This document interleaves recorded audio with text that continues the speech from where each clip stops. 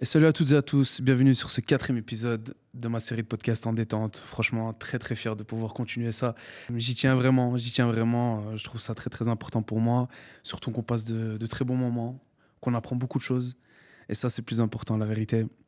Franchement, très fier de pouvoir continuer ça. Si on doit parler un peu du dernier épisode, on a parlé avec l'influenceur Alex Vidal. Franchement, on a appris vraiment pas mal de choses avec lui. C'était très très intéressant. On a cru que oui, tout le monde connaissait le monde des réseaux, etc. Mais vous avez vu qu'on a vraiment appris beaucoup de choses. Du coup, c'est très très bien. Aujourd'hui, on s'attaque à un autre domaine. Un domaine qu'on peut dire des sports de combat, des arts martiaux, notamment le jiu-jitsu brésilien. Je pense que en écoutant comme ça, peut-être que ça vous dit rien, mais si ça vous dit rien, justement, aujourd'hui, je pense qu'on va vraiment en parler. On va consacrer carrément tout cet épisode par rapport à ça. Du coup, j'espère que vous allez passer un bon moment. J'espère qu'aussi on va passer un bon moment. Et comme vous me connaissez, à chaque fois, je ramène des gens quand même plutôt bien placés pour parler du domaine où il est. Et c'est pour ça qu'aujourd'hui, je vous ai ramené Naïm. Naïm, comment ça va? Ça va et toi, Ayman, tu vas bien? Ça va, alhamdoulilah, merci. Alhamdoulilah. Bah écoute, Naïm, merci d'être venu.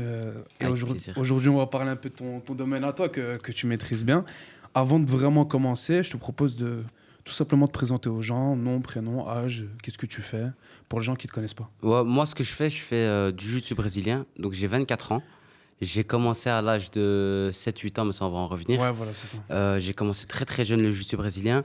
Et voilà, je suis athlète professionnel de jiu-jitsu brésilien. Dans mon temps libre, on va dire, je travaille un petit peu sur les réseaux. J'utilise un petit peu les réseaux Ouais. pour promouvoir le sport, C'est ça, etc. Puis, j'ai plein de projets aussi dans le jiu-jitsu brésilien, que ce soit au niveau de ma carrière sportive, mais aussi à côté.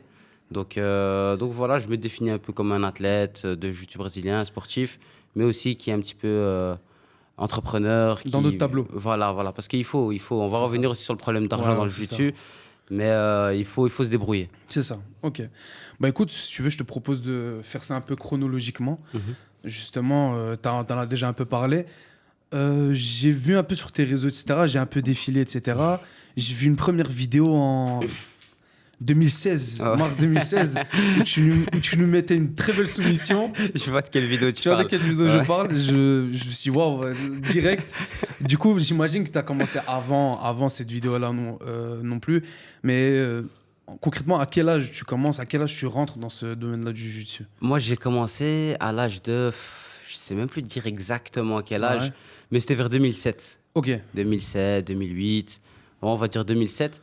Et la vidéo que tu parles, c'était une vidéo de 2016, c'était à Paris, je me souviens très bien. ok. Et en fait, c'est la première vidéo Insta, parce qu'à l'époque, 2016, 2015, Bien sûr. voilà, c'était l'une de mes premières vidéos en tout cas. Je pense que j'en avais déjà posté, mais je les ai archivées. Mais c'était ma première vidéo, j'avais, je crois, 15 ans. J'étais ceinture bleue, c'était à Paris, j'avais mis une belle petite clé de bras, donc ouais, c'était pas mal. Je devais la poster. À l'époque, Insta, Bah oui, c'était pas bah développé oui. comme maintenant, Bah oui, bien sûr. mais je devais la poster. Et voilà, moi j'ai commencé donc vers 2007, ouais, 2007, parce que j'ai retrouvé un diplôme où je passais de ceinture Ok. en 2008. Donc, Ok. Du coup, ça doit être un peu avant. 2007, ouais, 2007. Ok. Ok. Mais aujourd'hui, quand on parle des arts martiaux, etc., on parle pas forcément directement du jiu-jitsu brésilien.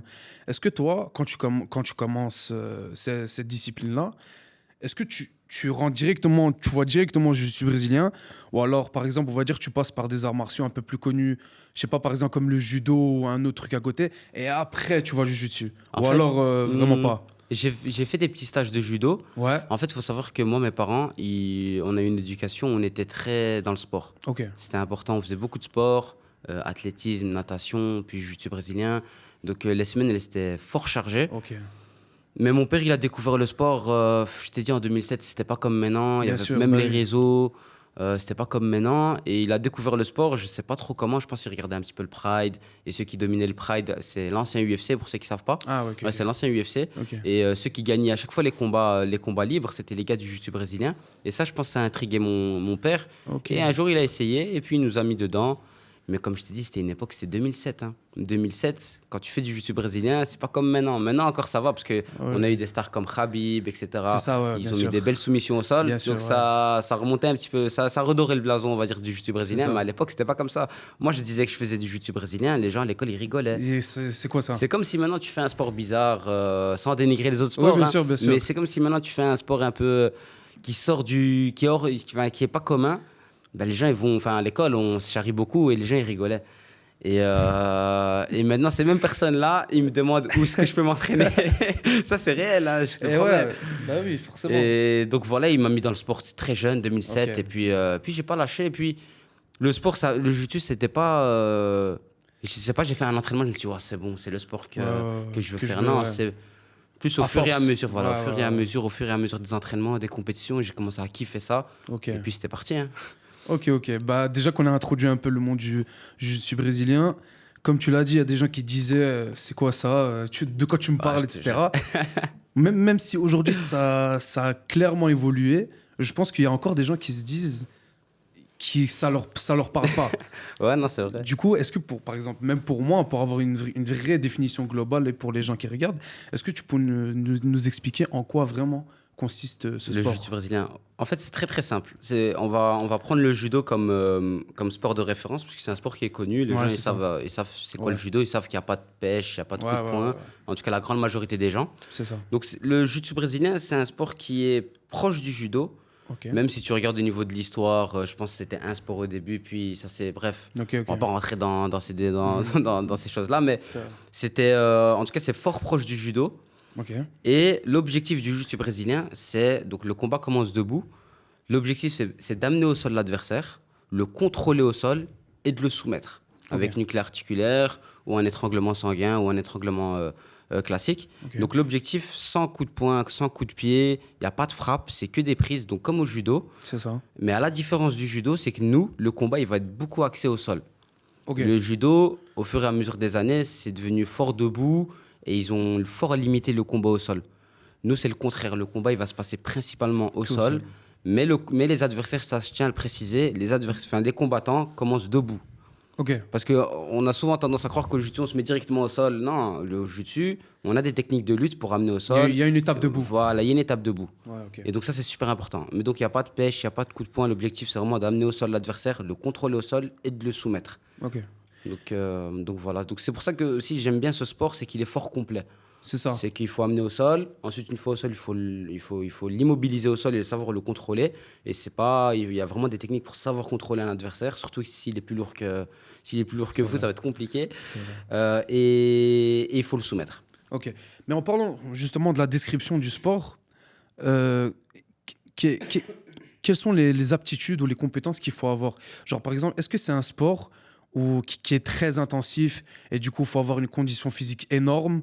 Ou alors, c'est plus un sport qui va être basé sur l'intelligence et la vision du combat? Est-ce que c'est grâce à ça, par exemple, que tu vas gagner un combat? Ou alors un mix des deux? Comment ça se passe au niveau de ça? En fait, moi, en tout cas, je veux parler vraiment du jiu-jitsu brésilien parce que je suis vraiment fort Ouais. là-dedans. Au niveau du jiu-jitsu, ce qui est bien, c'est que peu importe ta morphologie ou du style de combat que tu vas avoir, bah, tu vas adapter en fait ton jeu en fonction de toi. Ok. Donc, si par exemple, tu es quelqu'un de fort explosif, tu es quelqu'un qui démarre rapidement, tu es très vif sur tes appuis, tu vas plus accentuer ton jiu-jitsu, donc lors de tes entraînements, Ouais. sur tes facultés physiques. C'est vrai. Ouais. Ok, et ça, c'est une erreur que beaucoup de personnes font. Lorsqu'elles commencent, elles veulent calquer le jeu de quelqu'un d'autre. Ah. De quelqu'un enfin, si on voit quelqu'un sur les Imiter réseaux, quelqu'un, voilà, on quoi, veut ouais. imiter quelqu'un. Le problème, c'est que cette personne-là, elle n'a pas forcément ta morphologie, elle n'a pas forcément tes qualités. Et parfois, tu as d'autres qualités à exploiter qui sont bien meilleures que les siennes. Et du Donc, coup, tu te limites parce que tu veux faire comme lui. exactement, exactement. Mais je pense que en termes de prédisposition, je pense que c'est un sport qui est. On va oublier l'aspect, tout ce qui est physique, c'est vraiment intellectuel. Ok. Le jiu-jitsu brésilien, il a appelé aussi le jeu d'échecs parce que c'est vraiment un jeu où tu places tes pions. Et quand les combats sont très serrés, c'est pas Ouais. souvent le meilleur qui va gagner, c'est le plus stratège et le plus intelligent. Ok. Donc ça demande vraiment beaucoup, beaucoup. En fait, il faut être très intelligent sur chaque mouvement que tu vas faire. Ta main, si tu la places là, si tu sais pas pourquoi tu la places là et tu la places là par défaut, ben lui, il peut l'utiliser. Chaque détail compte. Chaque détail compte. Et plus tu montes en niveau, et plus c'est une dinguerie. Et moi, je le vois. Des fois, je me dis, waouh. Des fois, mon cerveau, tellement je réfléchis à des stratégies, non, mon cerveau, il est il est en train de il chauffe, surchauffer. bah oui. Tellement je regarde des vidéos. Donc, non, moi, je pense que la qualité première, c'est l'intelligence du combat. Ok. Et puis après, si tu es explosif, si tu es quelqu'un.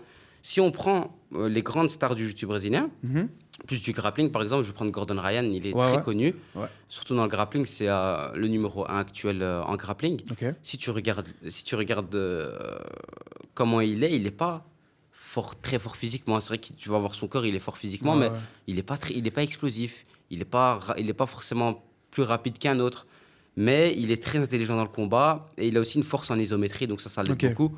Mais voilà, il ne faut pas avoir des qualités comme au foot, par exemple, où tu dois être rapide ou forcément avoir un bon physique. Ou t'adaptes ton style vraiment à ta morphologie. Ok, mais justement, j'allais te poser cette question. Du coup, si quelqu'un nous regarde, etc., et s'intéresse au JJB, et il dit, bon, moi, je veux bien me lancer, mais je sais pas si j'ai ces compétences, etc. Mhm. Au final, c'est accessible pour tout le monde, pour ceux qui veulent le faire. Ouais, c'est sûr. Après, il faut savoir un truc, c'est que l'être humain, il est comme ça. Dès que tu veux commencer quelque chose de nouveau, Ouais, tu vas te poser 10 000 questions. c'est vrai. Tu vas dans tout, hein, même Ouais, ouais, sûrement ouais. dans toi, ce que tu as voulu entreprendre dans la Bien vie. sûr, Tu as dû te poser 10 000 questions. Ouais, mais si je fais ça, énormément. peut-être Ouais. que. Et des questions, une fois que tu es dedans, au final, c'était de bêtes questions juste pour te freiner. Donc, faut pas se freiner à est-ce que je dois être fort physiquement. Souvent, l'erreur que je vois, les gens, ils me disent quoi? Ils me disent, Naïm, il faut que je travaille mon cardio et puis seulement je viendrai à un entraînement du jiu-jitsu. Mais ça, ton cardio, tu vas le travailler dans les entraînements de jiu-jitsu. Tu n'auras jamais un cardio tip top. Et puis, tu vas venir, tu n'as jamais fait un cours de jiu-jitsu brésilien. Et tu vas venir et tu crois que tu vas battre tout le monde au niveau du cardio. En plus, peut-être qu'en travaillant ton cardio, déjà, l'entraînement du jiu-jitsu sera peut-être un cardio déjà plus Bien adapté. sûr, ouais, bien sûr. Ce que tu vas faire à côté, ça va t'aider, mais rien ne remplace le cardio du jiu-jitsu pour Ok. le jiu-jitsu. Donc, ceux qui font de la boxe, ils vont travailler leur cardio beaucoup en boxe, C'est en ça. sparring de boxe. Après, bien sûr, ils vont aider avec tout ce qui est à côté, la course à pied, Bien du sûr. fractionné. Ouais, ouais. Donc, tu peux faire plein de choses pour aider à avoir un meilleur cardio, mais ton cardio principal, tu vas le travailler vraiment pendant ton entraînement, pendant les sparring, pendant les moments où ça pousse en fait à l'entraînement. C'est là où tu dois te dépasser. Ok. Ok, ok. Bah voilà, les gars, pour ceux qui attendaient une petite réponse, Pas se les poser gars, trop de questions. si vous vous lancez, lancez-vous, les gars, lancez-vous tranquille, en détente, vraiment. Et du coup, moi, quand j'ai voulu préparer ce podcast, c'est bon, je vais sur Insta, je tape Naïm BJJ, je vais défiler, après, je tombe sur la bio, je vois un palmarès. J'ai un palmarès, cette fois champion de Belgique, champion du monde U18, champion du monde, vice-champion du monde U21. Je me dis, ok, là, j'avais pas n'importe qui, tu vois, ce bac-là. Tu vois, du coup, je me dis que si je dois poser des questions par rapport aux compétitions, je pense que tu es très très bien placé. Comment ça se passe, on va dire, une compétition de jiu-jitsu?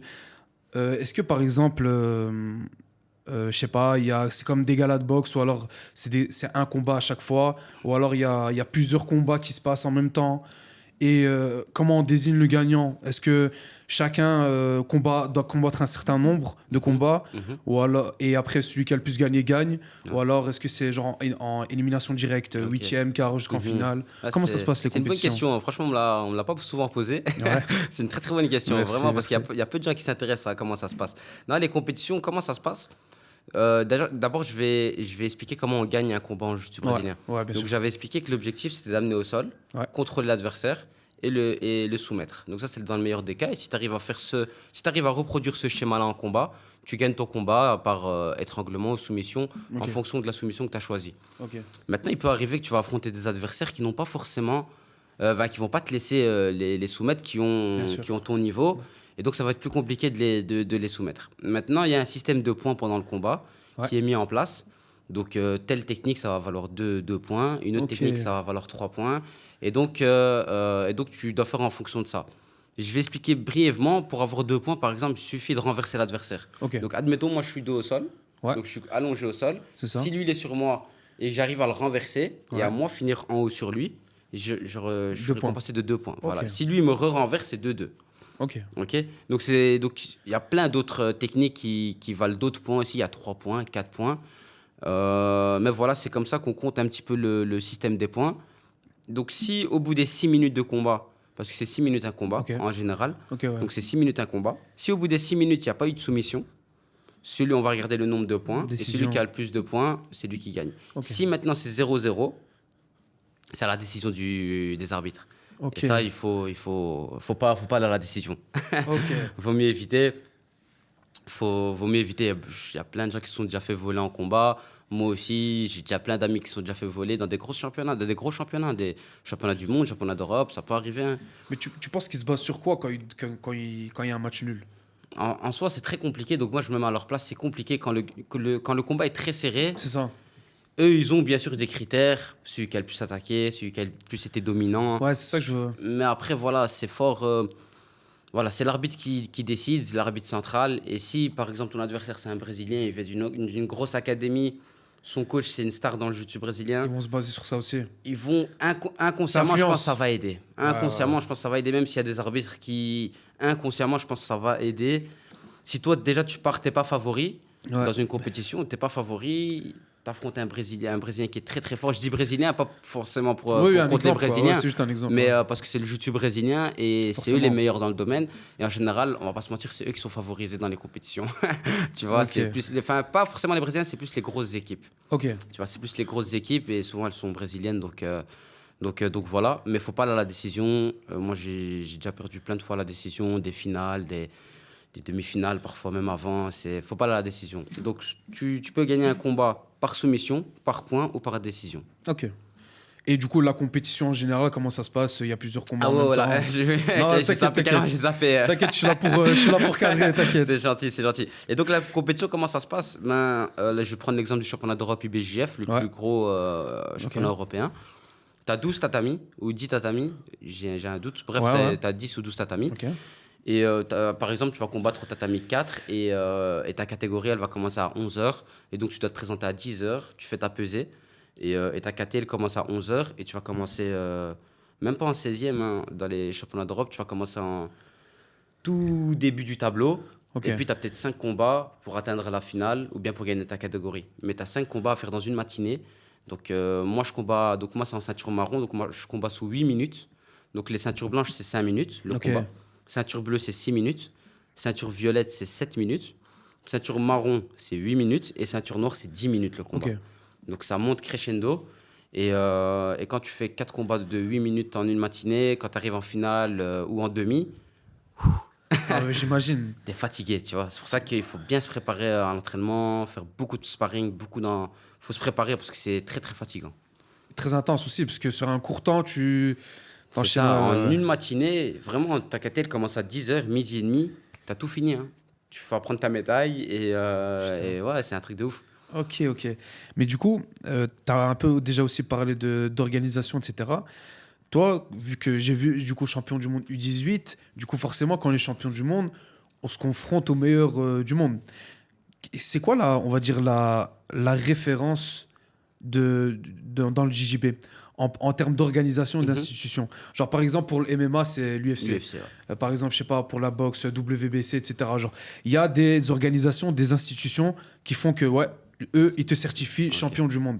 Mhm. Dans le JJB, ça se passe comment? Est-ce que ça se passe comme ça ou alors ça se passe tout autrement? En fait, dans le jiu-jitsu brésilien, tu as deux fédérations qui, on va dire, dominent le jiu-jitsu brésilien. Tu as l'IBJF, Ouais. qui est encore plus grande. Donc ça, on va dire, c'est la numéro 1. Ok. C'est là. Et juste en dessous, tu as la fédération d'Abu Dhabi, donc AJP. Avant, c'était UAEJF, Ouais. donc AJP.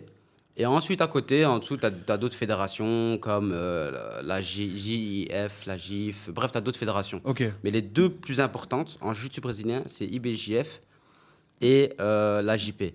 Maintenant, en grappling, donc sans kimono, tu as l'ADCC qui est numéro 1. Donc, c'est plus l'IBJF. L'IBJF passe en deuxième position. Tu as l'ADCC qui est à Abu Dhabi aussi, mais qui sont séparés. Donc, bref, c'est un peu compliqué. Ouais. En jiu-jitsu, en tout cas, ce qu'il faut retenir, c'est en jiu-jitsu, tu as l'IBJF et Abu Dhabi. Ok. Et à l'ADCC, tu as ces deux-là, plus. Et en grappling, tu as l'ADCC en plus. Ok. Ok, donc c'est un peu compliqué. Puis tu as d'autres fédérations en dessous. Donc voilà. Mais la plus importante en jiu-jitsu brésilien en kimono, c'est l'IBJF à Abu Dhabi.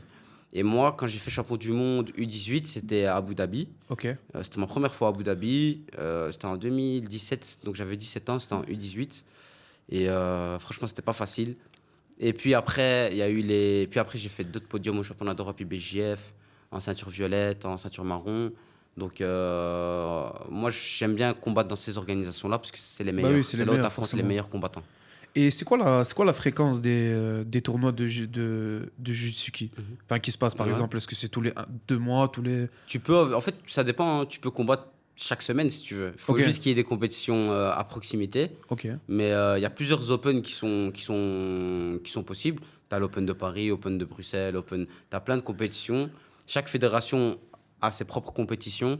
Et toi, tu peux aller combattre quand tu veux, en fait. Ce qui est bien, c'est que tu peux combattre chaque mois. Moi, je préconise de faire un combat tous les... Tu peux faire une compétition, pas toutes les 2 semaines quand même, parce qu'il bien faut sûr, s'entraîner. bah oui. Mais je pense qu'une compétition tous les 2 mois, c'est bien. C'est C'est la bien. bonne C'est fréquence, bien. Après, essayer de sélectionner les plus gros championnats, pas faire que des petits championnats. bien sûr. Donc ça, faut gérer son calendrier aussi. Ok, ok, ok. Et pendant que tu nous expliquais ça, il y avait aussi la notion de ceinture que tu as abordée. Comment ça se passe les ceintures dans le jiu-jitsu? Est-ce que c'est par exemple après un ratio de combat que tu as gagné?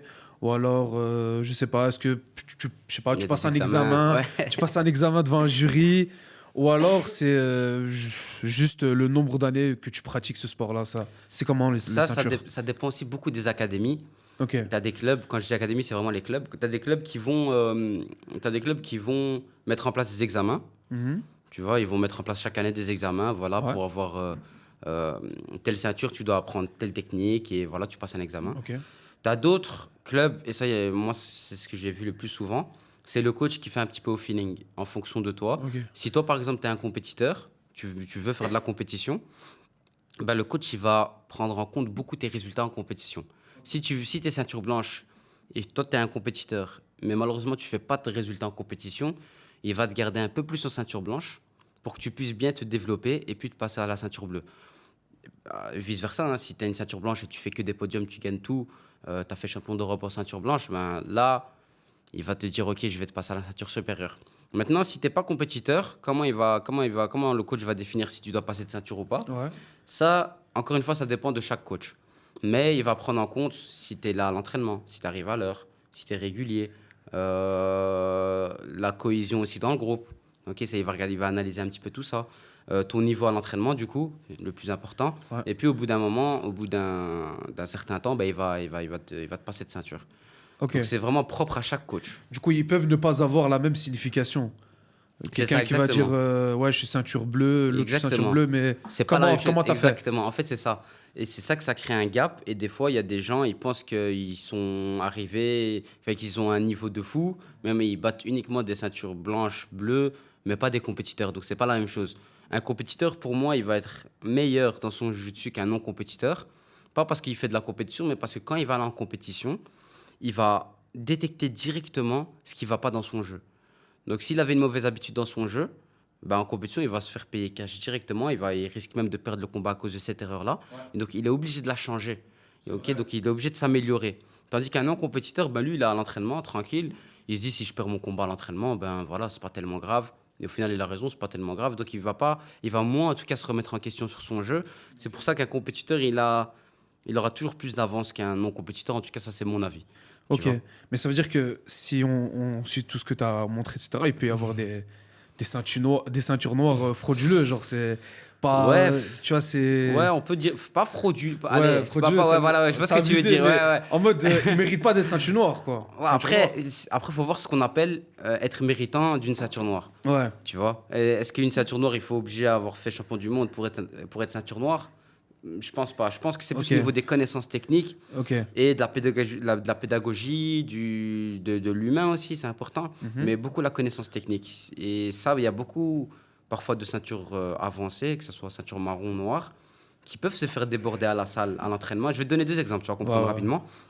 Une ceinture noire, par exemple, de 45 ans, Ouais. lui, il a fait toute sa carrière de jiu-jitsu, il n'a pas fait de compétition, mais il a beaucoup voyagé, Oui, il a acquis beaucoup de connaissances. C'est ça. Ben, lui, il risque de se faire déborder par peut-être une ceinture bleue qui a 17 ans, qui a enchaîné les compétitions. qui est chaud, qui a enchaîné les compétitions. Lui, à l'entraînement, il veut juste faire la guerre, il veut juste, il a pour but de devenir champion du monde, et lui, ceinture noire ou pas, il s'en fout. Et comme ben, l'objectif n'est pas le même, on va dire la ceinture noire, ben, c'est une ceinture noire, il a 40 ans, il vient à l'entraînement en mode tranquille, c'est pas la même chose qu'un petit jeune de 16 ans il va à l'école, il est posé sur sa chaise tranquille, Bah oui. il vient s'entraîner. Le père de famille, il a une famille à gérer, il a des factures à payer. Donc, il faut prendre ça en compte. Il y a parfois dans les académies, quand tu combats, bah, tu peux combattre contre des ceintures noires. Dès que tu vois Ouais. qu'ils ont un peu, pas moins de niveau, mais dès que tu vois qu'ils suivent pas forcément ton rythme, ça sert à rien d'aller et de À vouloir fond les dessus, ouais, humilier, ouais. ça Bah sert à oui, bah rien. oui. Autant faire tranquille, t'apprends de ses connaissances. Parce qu'aujourd'hui, tu as peut-être 17-18 ans avec un bon physique, demain, tu es à sa place, tu vois. C'est ça. Donc voilà. C'est pour ça qu'il y a le gap des fois qui se crée entre les non-compétiteurs avancés et les compétiteurs d'une ceinture moins avancée. Donc c'est pour ça que des fois, ça fait des débats sur les réseaux. Ok, Tu ok. vois. Ah, j'avais jamais vu ces débats, mais, Moi, je suis dedans, donc je vois Ah tout. ouais, bah oui, j'imagine. Ok, et est-ce que tu arrives à... Genre, si tu vois quelqu'un comme ça qui fait du jiu-jitsu ou alors qui utilise du jiu-jitsu dans un autre sport, par exemple le MMA, est-ce que tu arrives à reconnaître via quelques techniques, tu te dis, ah, lui, il a quand Il est même une certaine bon. connaissance, Ouais. il a un certain niveau, je pense savoir quelle Mhm. ceinture il est, ou alors Mhm. c'est pas très... Enfin, on peut pas très bien détecter ça. Est-ce que tu peux Tu voir? peux, non, je pense que moi, quand je regarde par exemple des combats ou quoi, j'arrive rapidement à savoir si le Ok, gars, il est expérimenté ou pas, ou bien s'il est débutant ou novice dans le sport. ouais, Assez rapidement, tu le vois dans les réflexes, dans la manière de mettre son poids, dans les points de contrôle, dans les directions qu'il va prendre pendant le combat au sol. ok, Tu remarques directement si si c'est un gars comme Abdouragimov, ouais. tu vois, lui, il est très très fort au sol. Et lui, quand il est au sol, tu vois qu'il c'est clair dans sa Ouais, tête. lui, quand il t'emmène au sol, Il sait où il va. ouais, Tu c'est vois, il ça. sait où il va. C'est vrai. Tu vois, c'est pas comme un striker quand tu l'amènes au sol, ben il est un peu perdu, il veut juste se relever, il se relève mal, il donne son dos. Tu vois, c'est des erreurs C'est un bourbier, peu, ouais, voilà, ouais, tu vois, c'est ouais. des erreurs un petit peu. Mais non, moi j'arrive à le voir assez rapidement. Après, j'aime pas juger sur une petite séquence. Ouais, Sur une c'est petite vrai. séquence. Parfois, on peut voir des combats d'MMA, on voit une petite séquence au sol.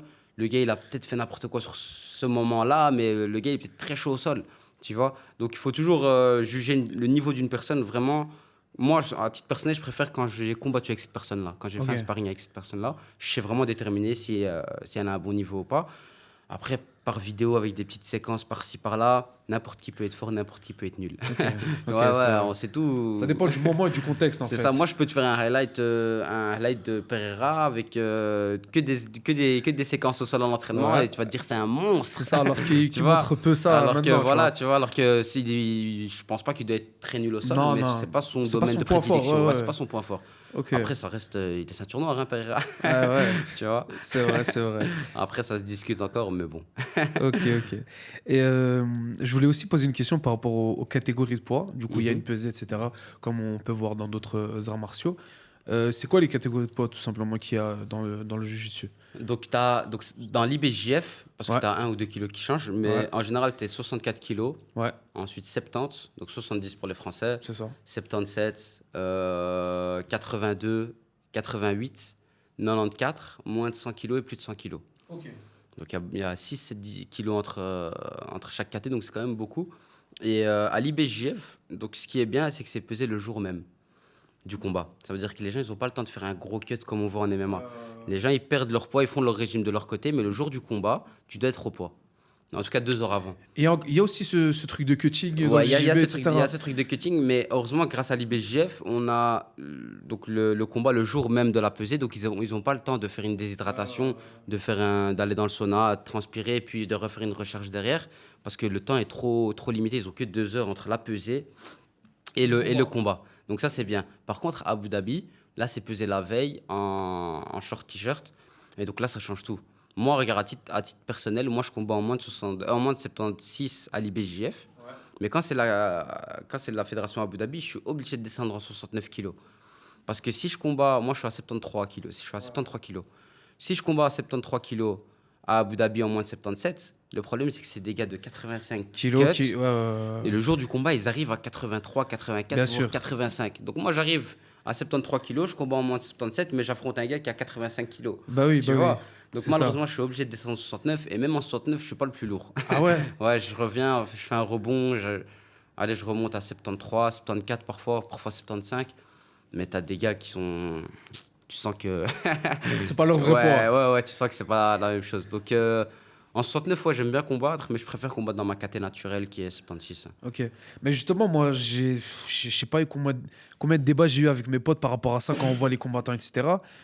Toi, t'en penses quoi de la notion de cutting? Parce que moi, je trouve qu'au final, par exemple, si deux personnes, par exemple en MMA, qui combattent en moins de 70 kilos, les deux vont faire un cutting et les deux, au final, vont Ou faire. descendre en 61, par exemple. Ouais, voilà. Ouais. Les deux, au final, vont faire plus que le poids.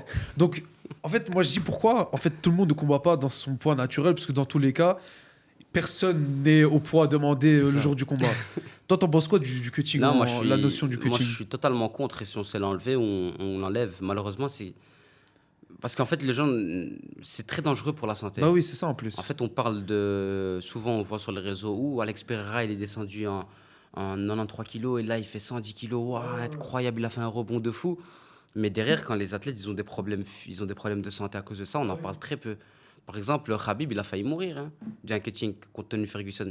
Il devait combattre, je crois que c'est la quatrième fois où il devait combattre ensemble et ça a été annulé parce que Khabib a pris un cutting.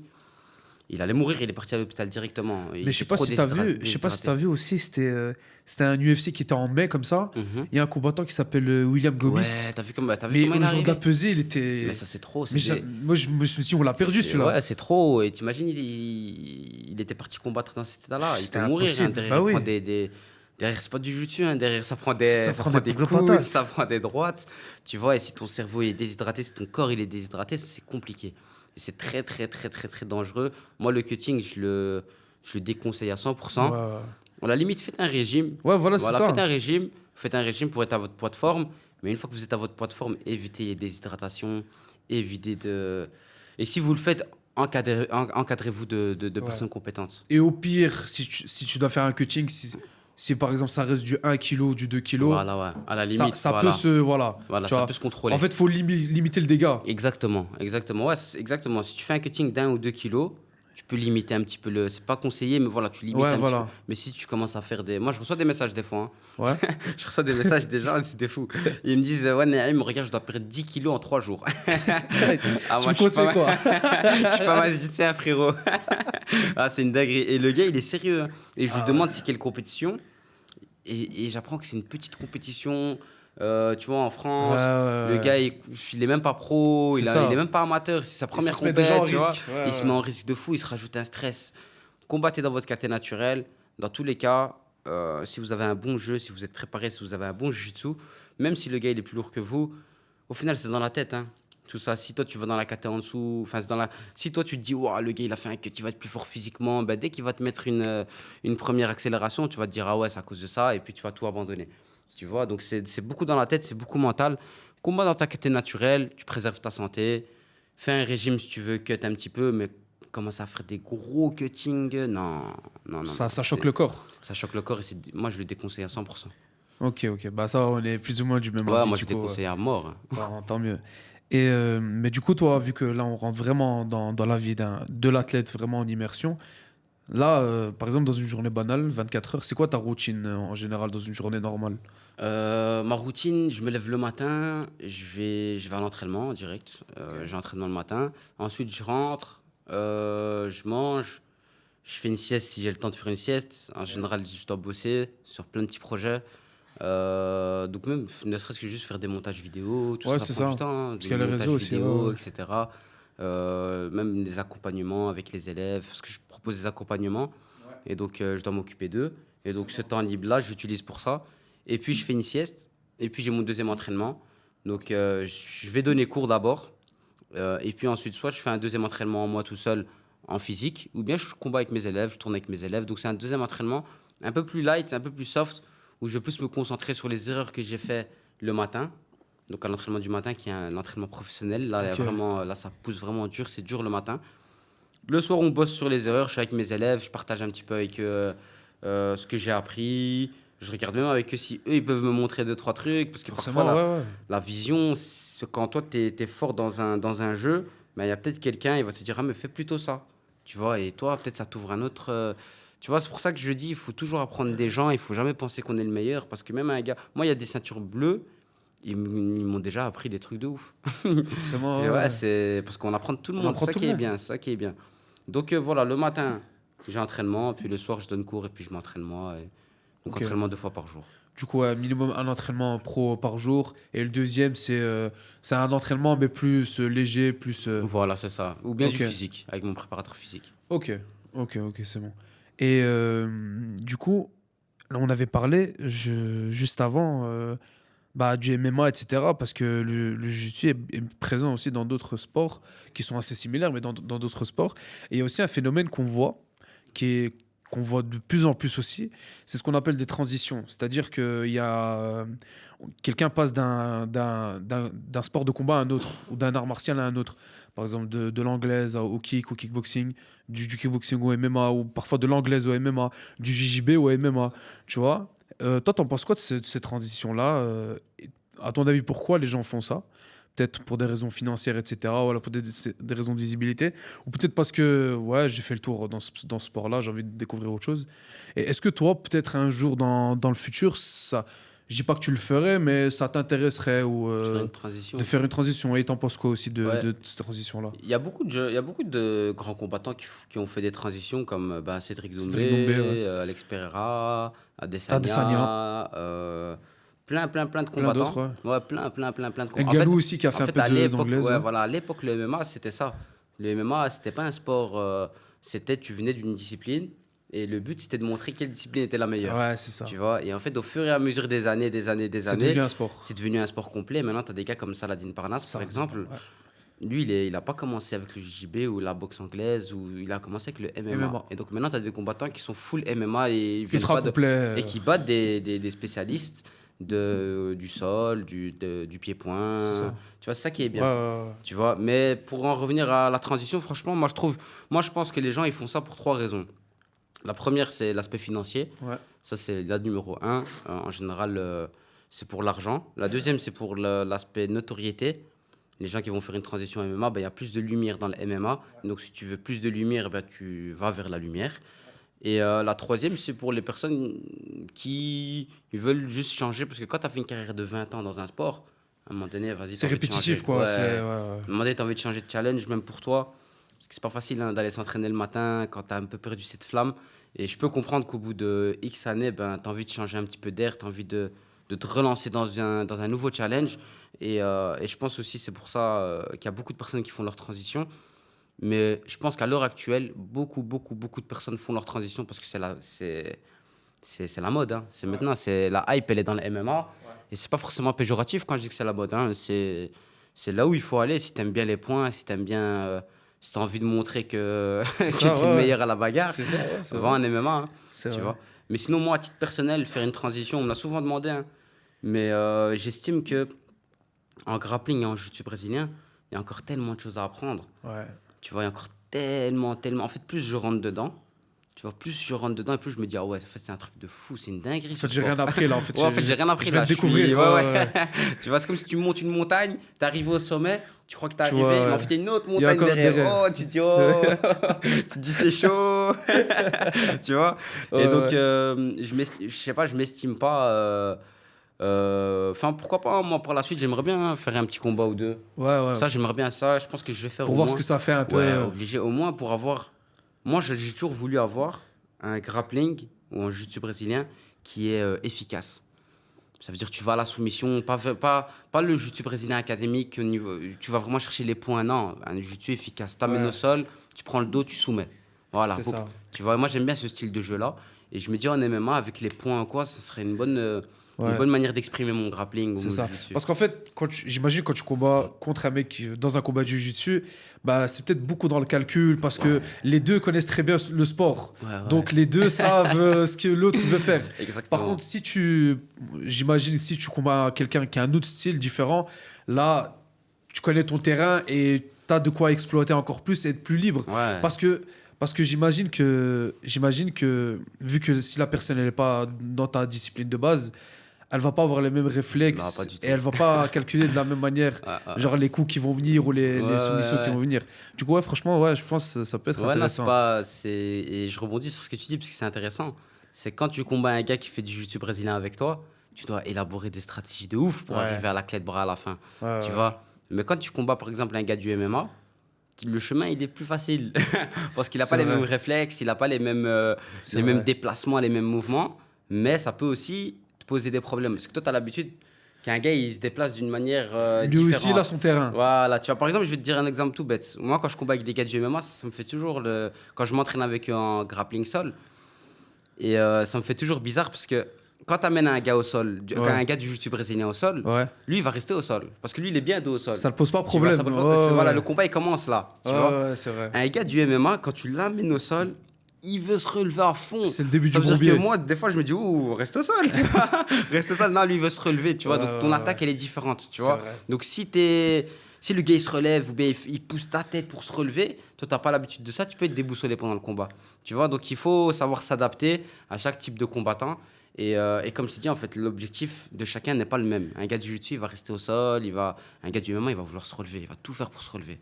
Tu vois. Et du coup, tu parlais aussi d'un combattant MMA qui peut être complet partout. On a déjà vu parfois des gens du MMA qui vont, qui vont affronter quelqu'un dans une autre discipline comme la boxe anglaise, etc. Et tenir tête, voire même le battre. Tu penses que c'est possible qu'un combattant MMA d'un certain bon niveau peut venir battre quelqu'un en JJB? Ou alors c'est plus compliqué que si c'était de la boxe ou quoi? En fait, bah déjà, ça dépend. Si on ramène la dimension de kimono, avec le kimono ou pas, ça change déjà beaucoup. Puisque un gars du MMA, même s'il fait du grappling, rajoute-lui en plus le kimono avec les griffes du kimono, il va galérer. Donc là, je pense que ça va vraiment être très, très, très compliqué. Mais si, par exemple, on prend un gars du MMA et on le fait combattre en grappling, tu vois, en grappling avec un pur grappleur, le gars du MMA, il peut gagner le combat. Après, il faut bien définir les règles. Si le combat, c'est uniquement la soumission, il peut gagner parce que le grappleur, ça reste un humain, il peut l'avoir, tu vois. Ouais, ouais, c'est ça. Mais le grappleur, il aura plus de chances. Tu vois, pour moi, le grappleur, il va avoir beaucoup, beaucoup plus de chances. Ok. Par contre, le gars qui vient du MMA, ben, il peut faire un peu de l'anti-jeu, tu vois. Parce que lui, en MMA, il est obligé de travailler son sol aussi. Donc, C'est il ça. ne démarre pas de rien non plus, tu vois. Il Ouais, a une c'est bonne vrai. base. C'est vrai, Surtout en défense. Donc, ils sont difficiles à soumettre, les gars du MMA. Ils ne sont pas faciles à soumettre. Donc, ça dépend. En fait, ça dépend de quelles règles on met en place avant le combat. Si c'est avec des points, ben, le grappleur il sera avantagé. Mais si on met uniquement la soumission, je pense que ça va être le grappleur qui va le soumettre. Hein. Ok, ouais, bah Ça oui. va être le grappleur. Mais Ça reste son domaine. ça va être le grappleur, mais j'aimerais bien nuancer parce que ça va pas être si facile que ça. Ouais. En fonction du type de combattant. Il y a des combattants, ils font très très bien de l'anti-jeu. Ça veut dire qu'ils rentrent, ils sortent. Ils vont attaquer, dès qu'ils sont en danger, ils sortent. Tu vois, donc ça, c'est compliqué aussi à aller chercher. Donc voilà, c'est compliqué. Mais pour moi, le grappleur est pas favori de loin. Ok. Ouais, de loin, bah oui, de loin. Ok, forcément, ouais, Il j'imagine suffit aussi. que l'autre fasse une erreur, il donne son dos, c'est fini. C'est vrai, j'imagine aussi. Tu vois.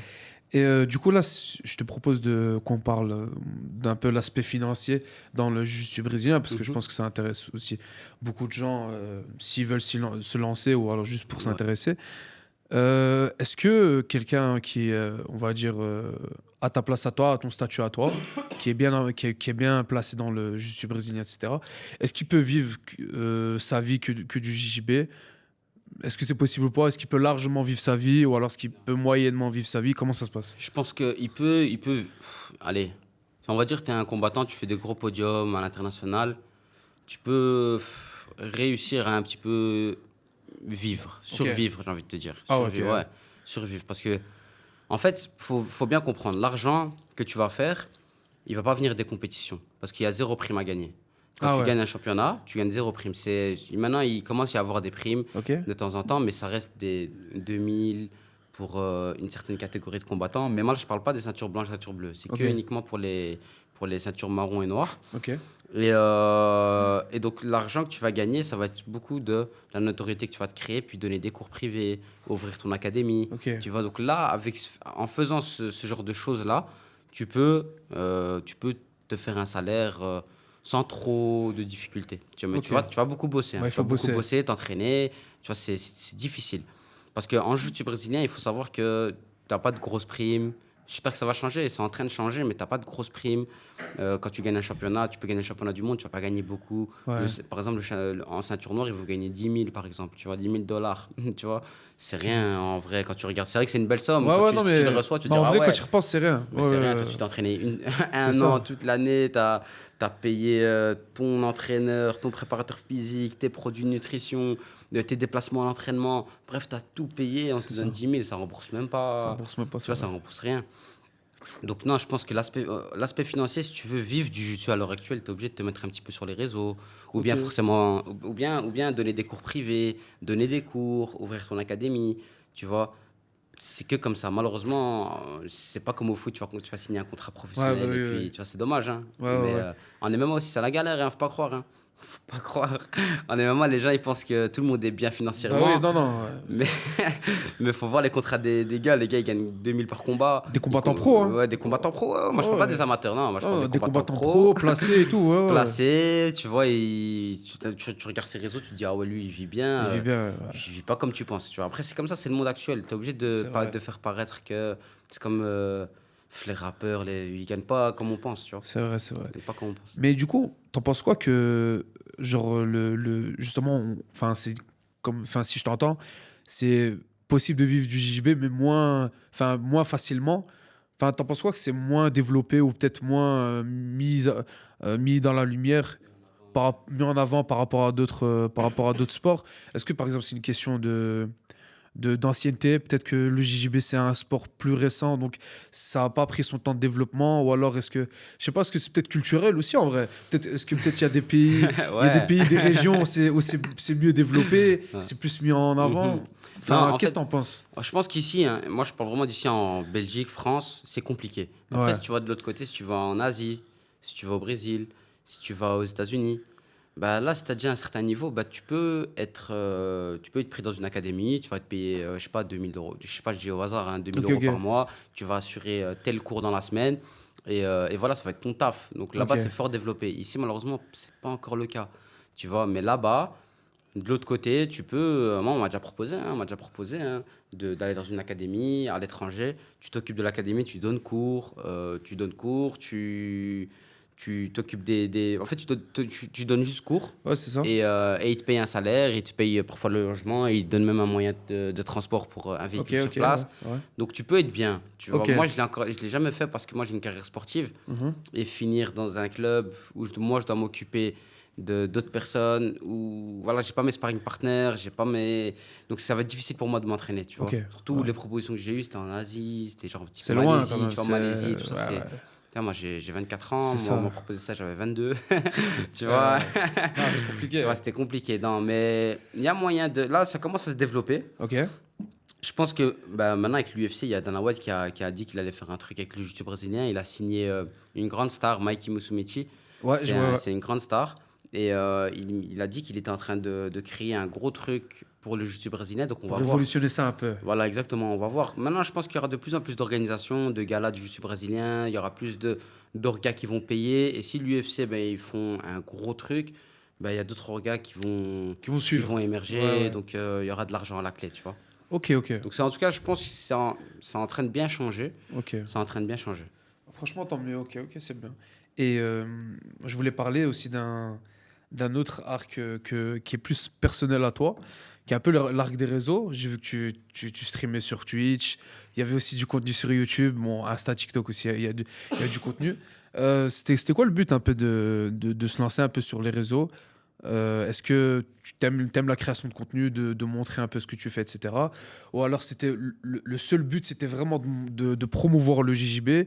Ou alors c'est voilà, tu te dis que justement tu parlais des moyens, enfin des méthodes pour essayer de gagner de l'argent. Les réseaux, ça peut aider aussi via les connaissances et avoir plus de visibilité. C'était quoi la démarche un peu? Moi, en fait, comme j'ai commencé le jiu-jitsu, c'était pas connu. Ouais. Bah, quand j'allais en compétition, je faisais des belles soumissions, des beaux mouvements, je faisais juste des beaux combats. Quand je rentrais à l'école, je voulais montrer aux gars, C'est ça. regardez ce que j'ai fait, regardez ce que j'ai fait. Et à l'époque, moi, mon rêve, c'était juste de montrer un combat à mes potes. Parce qu'ils me croyaient pas, ouais, ils me croyaient pas, il y avait pas les réseaux et tout. C'est Mon vrai, père, il me c'est filmait vrai. avec la caméra, tu vois, les caméras dépliantes, là, il me filmait avec ça, dis-toi. Et pour montrer une vidéo qui était sur le disque de ça, bonne chance, tu vois. Et donc, au fur et à mesure, moi, j'ai toujours voulu, quand je grandissais, j'ai toujours voulu un peu montrer ce que je faisais en compétition, montrer c'était quoi le jiu-jitsu, montrer les bienfaits de ce sport, montrer comment ça se passe une compète, un peu ce que je fais comme maintenant, tu vois. Ok. Et puis, j'ai commencé un petit peu les réseaux, j'ai commencé un petit peu à mettre des vidéos. Et puis, un jour, il y a un pote à moi, c'était pendant le Covid, je crois, ou après. Il m'a dit, ouais, ça serait bien que tu te lances sur TikTok. Ok. Tu vois? Ouais. Je me suis dit, non, TikTok, c'est les réseaux pour les enfants. Aux enfants et tout. Non, moi, je veux pas aller sur ça. On va dire quoi de moi, tu vois? Tu perds de la crédibilité. Après, je suis rentré, je me suis dit, en vrai, je veux mettre sur TikTok juste les combats, tu vois. Juste les poster combats, ouais. des combats à moi. Et je poste. Et puis après, il y a une vidéo qui fait 1,5 million, puis l'autre 1 million de vues, puis une deuxième 1 million, puis la troisième 2 millions. Ça en une semaine, hein. Ah ouais. Je vois, je suis en train de monter en abonnés, Donc là, je me suis dit, en vrai, vas-y, je vais continuer. Les gens, ils aiment bien ça. Et donc, j'ai continué. Là, j'ai un peu changé mon contenu. C'est beaucoup de tutos. Parce que j'ai compris que les gens, ils veulent du contenu éducatif. Ouais. Tu vois, au début, je C'est montrais vrai. un petit peu beaucoup l'ensemble du jiu-jitsu brésilien, ce que c'était, un peu les coulisses, les backstage. Maintenant, je montre beaucoup les tutos. Ok. Parce que les gens, ils aiment bien tout ce qui est éducatif. Quand Bah ils oui, apprennent oui, quelque j'imagine, chose, ils aiment bien. Et moi, ça me fait tellement plaisir quand je montre un tuto et que derrière, il y a un abonné, il m'envoie un message, il me dit, ouais, j'ai placé telle technique, merci, t'es un boss, t'es un monstre, waouh. Tu vois, donc moi, ça me fait plaisir de fou. Bah oui. Tu vois, donc, J'imagine. tu vois, le fait de kiffer ça, quand tu sens que t'aides les gens, tu te dis, vas-y, je vais continuer en vrai. Ok. Tu Ouais, vois. franchement, c'est vraiment cool. Là, les deux derniers petits points du podcast. Un Mhm. point, je te conseille, enfin, je te propose plutôt de faire un petit jeu de 1 minute. En vrai, c'est juste des questions que j'ai comme ça, mais on va dire, j'allais pas juste les poser comme ça parce que Ouais, c'était des questions brèves. ouais. Du coup, je te propose en 1 minute, Ouais, tu as 1 minute pour répondre à allez, 6-7 questions. ok. Du coup, ça va aller vite, hein. Vas-y, c'est bon. Tac, tac, tac. YouTube ou Twitch? YouTube, hein. La technique de JJB qui représente le plus Naïm. La clé de bras où je soulève l'adversaire et je prends. Ok, ouais, Ouais, je vois. c'est une clé de bras de ouf. Un argument pour choisir de pratiquer le JJB plus qu'un autre sport. C'est que tu pourras pas des adversaires plus forts que toi. Ça, Ok. c'est une dinguerie. L'accomplissement dont tu es le plus fier jusqu'à maintenant. Champion du monde du U18, hein, quand Ok. je suis parti avec mon père. Guillotine ou clé de bras. Clé de bras, Ouais. hein. Clé de bras direct. Un seul conseil pour un débutant en JJB. Régularité à l'entraînement. Régularité. Même Ok. si t'es nul, va t'entraîner. Ok. Et le combat dont tu es le plus fier, si tu as un combat en tête. J'ai fait une vidéo YouTube, c'était au deuxième tour au championnat d'Europe contre un Brésilien très très très très très très chaud et j'ai dû me dépasser mentalement. C'était récemment là et franchement c'était une dinguerie ce combat. Ok. Tac, tac, tac, je regarde. 58 secondes. Allez, c'est bon, c'est bon. Parfait. C'est bon. Parfait. Bon, voilà, c'était un petit. Bon. Ah, c'est un bien. petit Franchement, genre j'aime bien ce 1 minute. format, il est bien. Ouais, franchement, comme Si ça. t'as d'autres questions, on va. Hein. Michel, Au revoir. t'inquiète, je t'envoie. Voilà, maintenant, on passe au dernier point. C'est un peu le point où j'aime bien en parler avec les gens que j'invite parce que je trouve que c'est important aussi pour après, etc. Mhm. C'est tout simplement le futur. Qu'est-ce que tu envisages? Quels sont les projets? Est-ce que tu as des choses en tête que tu vois qui vont arriver? Où tu te vois, par exemple, dans 2, 3, 5 ans? Comment tu vois ton développement dans le futur? À titre personnel, donc ma carrière sportive, je me mets pas de limite. Ok. Je vais vraiment le plus loin possible. Ok. J'essaie vraiment d'atteindre les sommets, voire même plus. Tu vois, pas Bien de sûr. limite. Vraiment, on avance et rien n'est impossible. Ouais. Tu vois. Et puis, on va dire sur l'aspect plus professionnel, j'aimerais bien développer beaucoup de choses pour le jiu-jitsu brésilien ici en Belgique francophone, Ok. que ce soit des événements, des compétitions, que ce soit des camps d'entraînement à l'étranger. Vraiment vivre des expériences que moi j'aurais kiffé quand j'étais ceinture blanche ou ceinture bleue. Là maintenant il y a tellement de choses qu'on peut mettre en place. Donc C'est voilà, vrai. c'est pour ça que là on est sur plusieurs événements. On est sur des projets de vidéos aussi sur ma chaîne YouTube, sur des Ok. camps d'entraînement. Donc voilà. Et surtout le plus important c'est la santé, hein. La santé Forcément. c'est le plus important. Si on a la santé, alhamdoulilah, on a tout ce qu'il Alhamdoulilah. faut. C'est le plus important. Ok, bah écoute, je souhaite que tous tes projets se passent au mieux, Inch'Allah. J'espère que toi, tout va bien se passer. Merci. En plus, j'ai vu que tu es dans plusieurs tableaux, donc forcément, c'est plus compliqué que quelqu'un qui est juste dans le C'est ça, JJB. ouais. Donc voilà, j'espère que tout se concrétisera, que tu iras le plus loin, j'espère, C'est Inch'Allah. gentil, frère, c'est gentil. Bon, les gars, c'est sur ça que notre podcast se termine. J'espère que vous avez passé un très bon moment. Moi, je pense qu'on a passé un très très bon moment. On a appris pas mal de choses. La discussion était très naturelle et franchement, quand on parle avec la passion, etc., on voit même pas le temps passer. Hein. Je pense que là, je sais même pas combien de minutes on est. Et merci pour l'invitation. Je sais pas si j'aurai encore le droit de parler, mais non, t'inquiète, je tenais à le remercier. Merci pour l'invitation. Aymen, il m'a contacté, donc merci à lui. Franchement, c'est super, le cadre il est magnifique. Nous, en tant qu'athlètes, on ne donne jamais l'occasion de s'exprimer sur certains sujets et ces questions, elles étaient très pertinentes. Il m'a beaucoup laissé parler. Parfois, on est face à des gens qui ne nous laissent pas forcément parler. Non, franchement, c'est top. Donner de la force, les gars, c'est le plus important. Merci, ça fait énormément plaisir. Avec plaisir. Merci à toi d'avoir accepté l'invitation, etc. Tu sais bien, parfois, on essaie de demander, de voir qui on peut inviter. Parfois, c'est compliqué, mais parfois, avec toi, c'était beaucoup plus simple. Et merci d'avoir simplifié ça. Et sinon, pour vous, les gars, merci d'avoir regardé ce 4e épisode d'En Détente Podcast. Je vais publier des reels, etc. La vidéo viendra aussi au plus tôt. Du coup, j'espère que vous avez passé un bon moment. C'était le 4e épisode. Ciao à tous, les gars. Merci beaucoup. Parfait. Marc Lofik, c'était terrible. Wallah, j'avais la haine que c'était fini. Quand il a dit j'ai encore 2 questions, j'ai dit non. Il est passé vite. Il dit non, je rajoute encore.